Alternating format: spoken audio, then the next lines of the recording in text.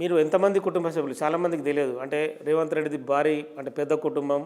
అంటే వాళ్ళంతా సమిష్టి నిర్ణయం తీసుకుంటారు. ఒకటే దారిలో నడుస్తారని బయట చాలా వరకు టాకు. ఒక్కసారి మీ కుటుంబ ప్రస్థానాన్ని అంటే అందరికీ చెప్పండి మామూలుగా. మేము మా ఫాదర్కి మేము 7 మంది కొడుకులము, ఒక బిడ్డ.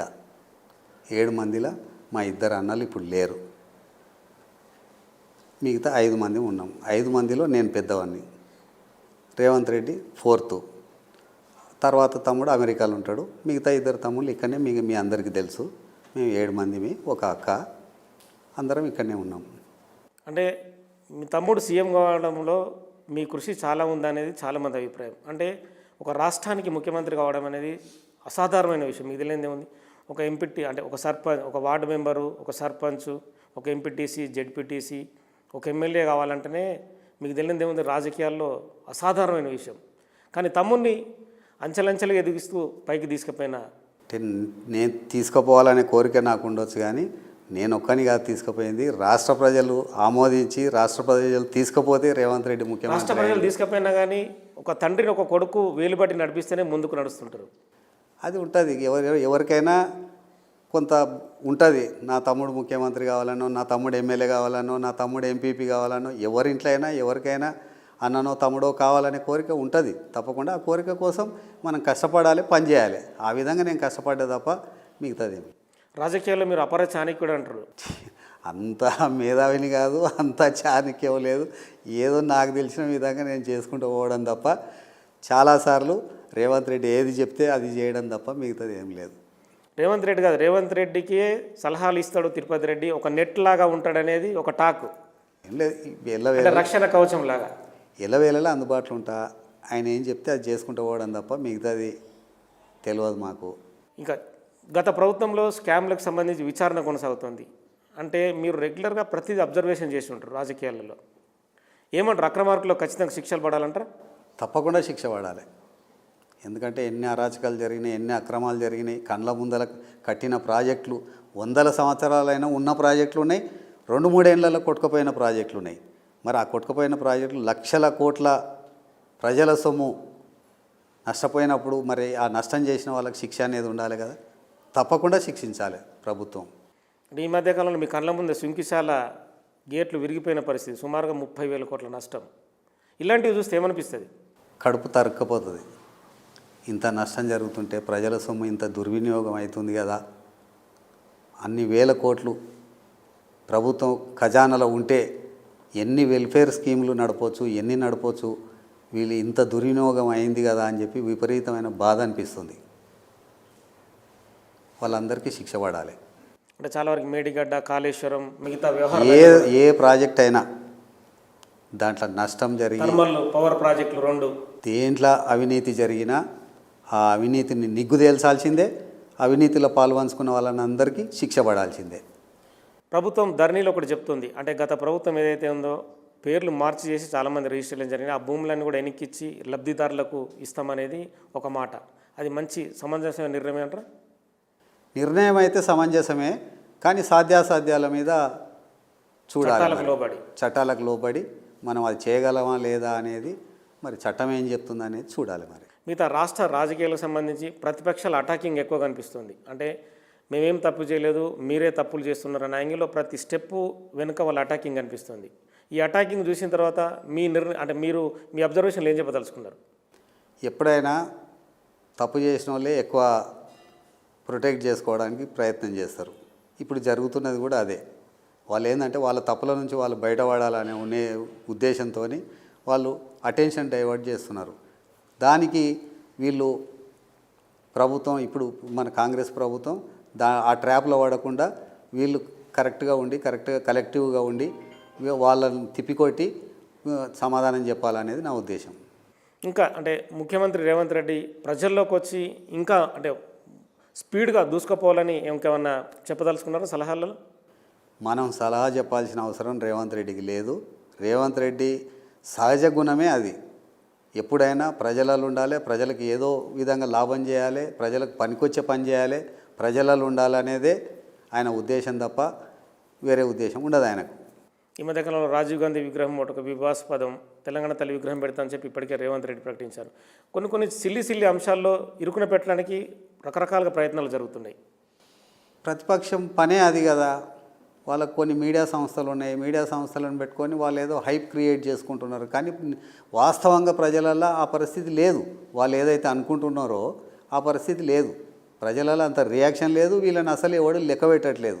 వీళ్ళు ఎంతసేపు ఆ మీడియా ముందు వచ్చి మీడియాలో కొద్దిసేపు ఏదో అల్లరి పెట్టి ఏదో చేసి ప్రభుత్వాన్ని అప్రతిష్ట పాలు చేయాలనే ఉద్దేశంతో చేసి ఇంటికి పోయి పండుకోవడం తప్ప వాళ్ళు ప్రజలలో పోయేది లేదు, ప్రజలలో ఉండేది లేదు, ప్రజల కోసం పనిచేసేది లేదు.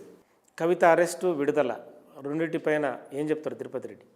నేను చెప్పేదానికన్నా మీరే ఇంకా బాగా చెప్పాలి. ఏదైనా సరే అక్రమే, స్కామ్లు ఏదైనా సరే స్కామ్లో ఉన్నదని కేంద్ర ప్రభుత్వాలన్నీ డిసైడ్ చేసి అరెస్ట్ చేయడం జరిగింది. తర్వాత ఓవరోవరికి ఎట్లెట్లా బెయిల్ వస్తున్నాయి, ఎట్లెట్లా ఇది అవుతున్నది. బెయిల్ వచ్చేది కేటీఆర్కు, హరీష్ రావుకు ముందే ఎట్లా తెలిసింది? వేల మంది, వందల వెహికల్స్, వందల మంది పోయి ఆడ ఇచ్చేసి బాణసంచాలు ఇవి అవి కాల్చి చేసి తీసుకొచ్చిరంటే బెయిల్ ఎట్లా వచ్చిందో అర్థమైపోతున్నది. ఇక దాంట్లో మనం ఎవరిని అనడానికి ఎవరిని చేయడానికి ఏముందాడా? ప్రజలకు అర్థమైపోయింది బెయిల్ ఎట్లా వచ్చింది, దానికి కారణం ఏందనేది. మీకు పార్లమెంట్ ఎలక్షన్లు చూస్తే తెలియలే మీకు? 8 సీట్లు రావడం, 8 సీట్లు వచ్చిన వాళ్ళకి 8 సీట్లు వచ్చినాయి. అసలు ఒక సీటు కూడా 14 సీట్లు 12 సీట్లు గెలిచిన వాళ్ళు జీరోకి ఎట్లా వచ్చిండ్రో చూసిండ్రు మీరు. నేను ఎలక్షన్ చేసిన కదా. నేను ఆ రోజు పోలింగ్ రోజు టీఆర్ఎస్ క్యాడర్ అంతా బీజేపీకి ఓట్లేయని చెప్పి చెప్పింది బూతుల దగ్గర. ఓపెన్ సీక్రెట్ అది. అదేదో సీక్రెట్గా ఎవరు కనుక్కునాల్సిన పని లేదు, ఎవరు ఇది చేయాల్సిన పని లేదు. ఇప్పుడు కూడా కవిత బయటకు వచ్చి అంటది, నేను ఎవరిని వదిలిపెట్టను, వాళ్ళ సంగతి చూస్తానే యాంగిల్లో మాట్లాడింది బయటకు వచ్చిన. అవును, చూడాల్సిందే. మోడీది, అమిత్ షా సంగతి చూడాలి. ఎవరి సంగతి చూస్తుంది ఆమె? వాళ్ళిద్దరి సంగతి చూడాలి. మరి ఇంకెప్పుడు మొదలు పెడుతుందో మనం కూడా చూద్దాం. మరి మీ సొంత తమ్ముడు సీఎంగా ఉన్నా కూడా తిరుపతి రెడ్డి సాదాసీదాగా వ్యక్తిగా ఉండడానికి గల కారణం? సాదాసీదా ఉండకపోతే ఏముంటుంది? ఎప్పుడు ఎట్లున్నానో ఇప్పుడు కూడా అట్లే ఉన్నాను నేను. అంటే ఏం మార్పు కోరుకుంటున్నారు మీరు? అంత అట్టహాసం ఉండాలా? ఇంకేమన్నా మార్పులు కోరుకుంటున్నారా? అంటే చాలామంది అనుకుంటారు కదా, అంటే తమ్ముడు సీఎం అయినా కూడా మామూలుగా వెళ్ళడం, మామూలుగా ప్రజల్ని కలవడం, పలకరించడం. నేను రోజు పొద్దున 9-9:30 ఇక్కడ కూర్చొని ఎంతమంది వస్తే అంతమందిని కలిసి ఎవరికైనా వాళ్ళకు కష్ట సుఖాలు తెలుసుకొని ఎవరికైనా ఫోన్ చేయాలనో ఇది చేయాలనో ఏదైనా ఉంటే చేసి, నాకు రోజు ఏండ్ల నుంచి చేస్తున్న పని అది. ఇప్పుడు కూడా అదే పని చేస్తున్నాను నేను. దాంట్లో కొత్తది లేదు, పాతది లేదు. అంటే ఇంకా రాష్ట్రం ఇంకా ముందంజలోకి వెళ్ళాలంటే అంటే విలువైన సలహా మీరు ఏం చెప్పదలుచుకున్నారు? గతంలో చాలా వరకు వెనుకంజ జరిగింది. 10 ఏళ్ళ బీఆర్ఎస్ ప్రభుత్వంలో వెనుకబడ్డదని చాలామంది విమర్శిస్తున్న పరిస్థితి. గత ప్రభుత్వంలో వెనుకబడ్డది అనేది వాస్తవం. ఎందుకంటే ఏ పని అన్నా తీసుకో, 1000 రూపాయలు ఖర్చు అయ్యేదాన్ని 10,000 ఖర్చు చేసి వాళ్ళు చేసినట్టు చేసిండ్రు తప్ప ఏది చేయలేదు. ఇప్పుడు అట్లాంటి పరిస్థితి లేకుండా ఏది ఎంతలా జరిగేది ఉంటే అంతలనే జరిపి చేసి అవినీతికి తావు లేకుండా ప్రజలకు పరిపాలన అందించాలనేది నా కోరిక. చాలామంది ఎమ్మెల్యేలు బీఆర్ఎస్ నుంచి కాంగ్రెస్కు వలస వస్తున్న పరిస్థితి. రాజకీయంగా చెప్పడానికి ఏం లేదు. వాళ్ళకు ఉండే పరిస్థితులు, నియోజకవర్గాలలో ప్రజల ఒత్తిడి.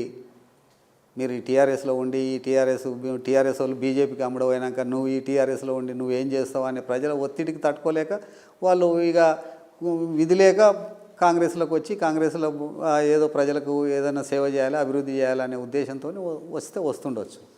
దాన్ని స్వాగతించాలి. అంటే ఈ మధ్యకాలంలో అంటే బీజేపీ బీఆర్ఎస్ కలిసిపోయి రేవంత్ రెడ్డిని ఇరుకుండబెట్టే ప్రయత్నం జరుగుతుందని అంటే కొన్ని వర్గాలు మాట్లాడుకుంటున్నాయి. తప్పకుండా అది ఎప్పుడు జరిగేదే.